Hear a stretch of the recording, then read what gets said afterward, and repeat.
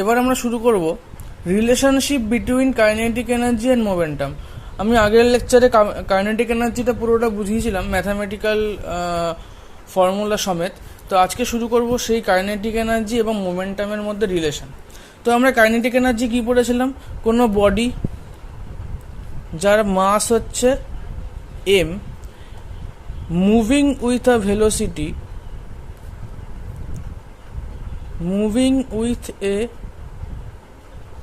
Velocity v, যে কোনো body যখন কিনা ভেলোসিটি নিয়ে মুভ করবে তখনই তার মধ্যে কাইনেটিক এনার্জি পজেস হবে। তাহলে যদি বডির মাস হয় m এবং বডির ভেলোসিটি হয় v, তাহলে কাইনেটিক এনার্জি কত হবে?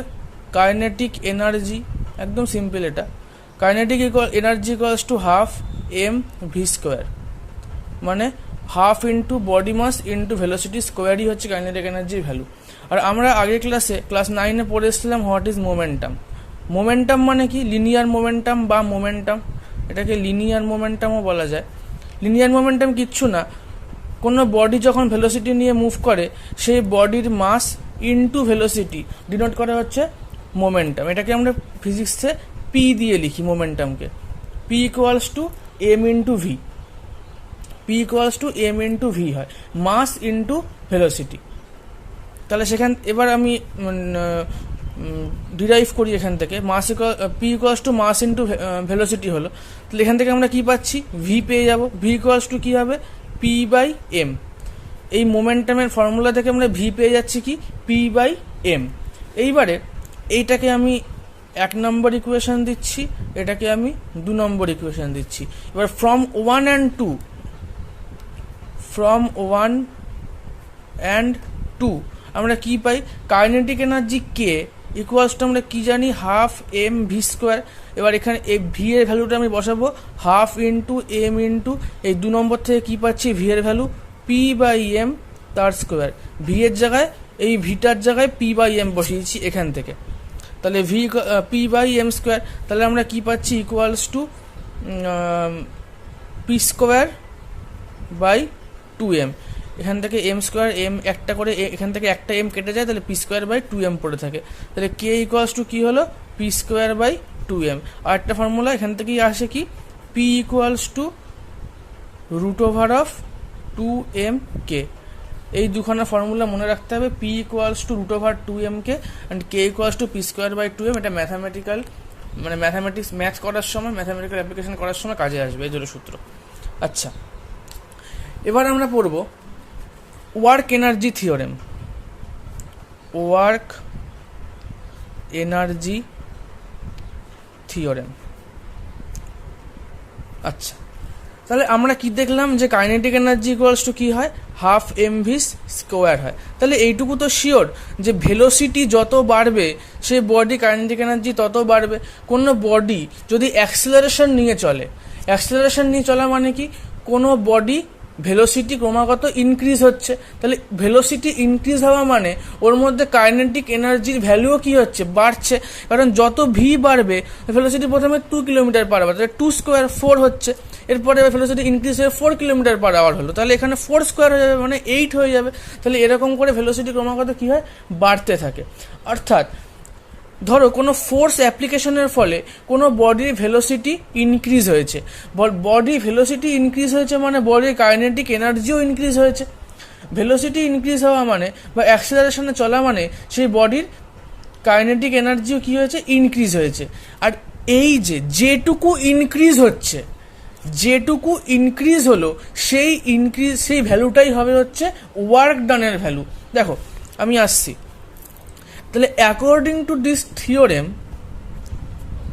এটা theorem, according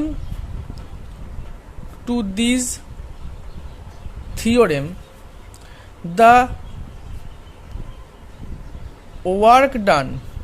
the work done by a force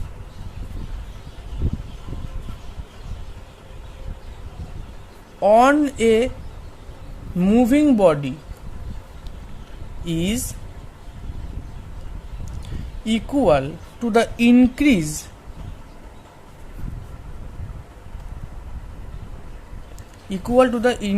in its kinetic energy.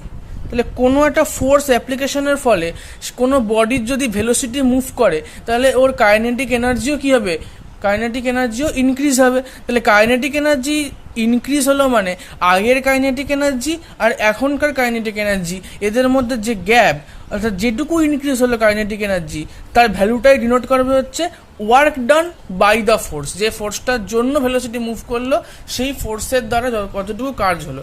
ধরো কোনো বডি মুভ করছিল যার ভেলোসিটি প্রথমে ছিল হচ্ছে u, and after application of force ওর ভেলোসিটি বেড়ে হয়ে গেল ভি, ভেলোসিটি বেড়ে হয়ে গেল v. Let initial velocity equals to u, after application of force F, after application of force F,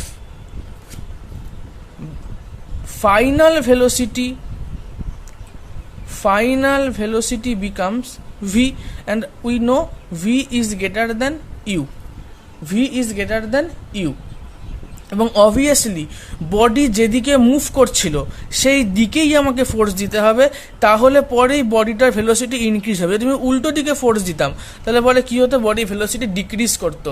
তাহলে বডি ভেলোসিটি ইনক্রিজ করেছে মানে যেদিকে বডিটা এগোচ্ছিল সেই দিকেই ইন ইটস মোশন, যেদিকে এগোচ্ছিল বডিটা সেই দিকেই আমি ফোর্স দিয়েছি, এবং ফোর্স দেওয়ার জন্য ভেলোসিটি ইউ থেকে ইনক্রিজ করে কত হয়ে গেছে, ভি হয়ে গেছে, রাইট। অ্যান্ড যখনই ইনক্রিজ করবে, কেন ইনক্রিজ করবে, অ্যাক্সিলারেশন পেয়েছে নিশ্চয়ই। অ্যাক্সিলারেশনটা কত এখানে ধরলাম এ, অ্যাক্সিলারেশন হচ্ছে এ। অ্যান্ড ডিসপ্লেসমেন্ট, কিছুটা ডিসপ্লেসমেন্টও হবে, সেই ডিসপ্লেসমেন্টটা কত, ডিসপ্লেসমেন্ট হচ্ছে এস। কোনো বডি মুভ করছিল ইউ ভেলোসিটি নিয়ে, সেটাকে একটা ধাক্কা দেওয়া হলো, একটা ফোর্স দেওয়া হলো, সেটাকে ফোর্স দেওয়ার জন্য সে বডি ভেলোসিটি ইনক্রিজ করলো কততে, ভিতে, এবং কত অ্যাক্সিলারেশন পেলো, এ অ্যাক্সিলারেশন পেলো, এবং সেই বডিটা এস পরিমাণ কী করলো, ডিসপ্লেসড হলো বা ডিসপ্লেসমেন্ট হলো। এবারে আসি, now work done by the force, আমরা কি জানি যে ফোর্সটা দিলাম সেই ফোর্সের দ্বারা কত ওয়ার্ক ডান করবে, সেই ফোর্সের ভ্যালু ইনটু ডিসপ্লেসমেন্ট, সেই ফোর্সের ভ্যালু ইনটু ডিসপ্লেসমেন্ট, সেটা কত, এফ এস, মানে এফ ইন্টু এস, এটা সবাই জানি যে force work done equals two কত হয়, ফোর্স ইন্টু ডিসপ্লেসমেন্ট হয়।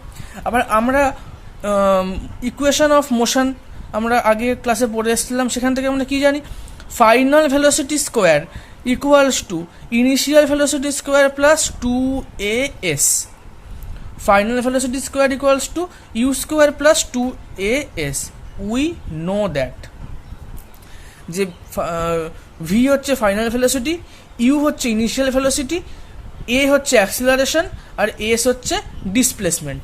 তার মানে এগুলো, তার মানে v square equals to u square plus 2as। তো সেখান থেকে আমরা কী পাই, এস ইকুয়ালস টু পেয়ে যাবো, এস ইকুয়ালস টু হবে হচ্ছে v square minus you square by 2a, v square minus you square by 2a।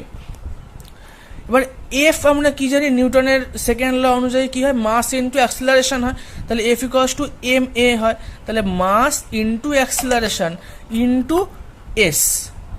আবার এসের ভ্যালু কত, m into a into V square minus you square by 2a লেখা যায়। তার মানে আমরা এভাবে লিখতে পারি, এখান থেকে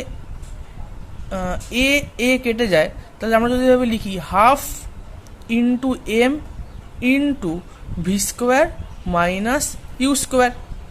তো সেখান থেকে কী লেখা যায়, ওই পাতায় লিখি, তাহলে এখানে কী পেলাম আমরা, half equals to M into V square into U square. তো half into V square, half into M into V square minus you square পেলাম লাস্টে। তাহলে এবার এখান থেকে লেখা যায় যে half M V square minus half M U square, এই যে half M V square minus half M U square, শুধু ব্র্যাকেটটাকে উঠিয়ে দিলাম। তাহলে আমরা কি পেলাম, half M V square minus half M U square. অর্থাৎ এটা হচ্ছে ওয়ার্ক ডান ছিল, অর্থাৎ হাফ এম ভি স্কোয়ার কি ভি আছে, হাফ এম ভি স্কোয়ার, তাহলে ফাইনাল কাইনেটিক এনার্জি মাইনাস এটা কি initial kinetic energy, initial kinetic energy. তাহলে work done by the force কি ডিনোট করে, ফোর্স দেওয়ার আগে তার কাইনেটিক এনার্জি মাইনাস ফোর্স দেওয়ার পরে তার কাইনেটিক এনার্জি, অর্থাৎ যেটুকু কাইনেটিক এনার্জি ইনক্রিজ করছে সেটাই ভ্যালুই হচ্ছে work done by the force, work done by the force. তাহলে আমরা এখান থেকে কি লিখতে পারি, ওয়ার্ক ডান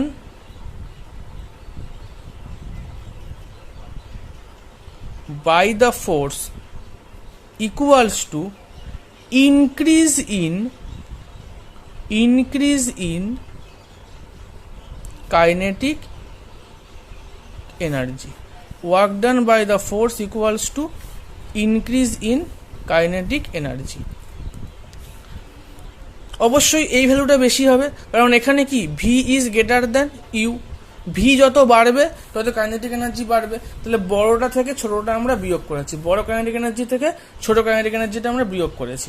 তাহলে এই হচ্ছে ওয়ার্ক এনার্জি থিওরেম, যে আমরা কি শুনেছি, কি পড়েছিলাম থিওরেমে, according to the work energy theorem the work done by the force, এই যে work done by the force on a moving body is equal to the increase its kinetic energy. সেটা কি আমরা প্রুফ করলাম যে work done equals to half M V square minus half M U square.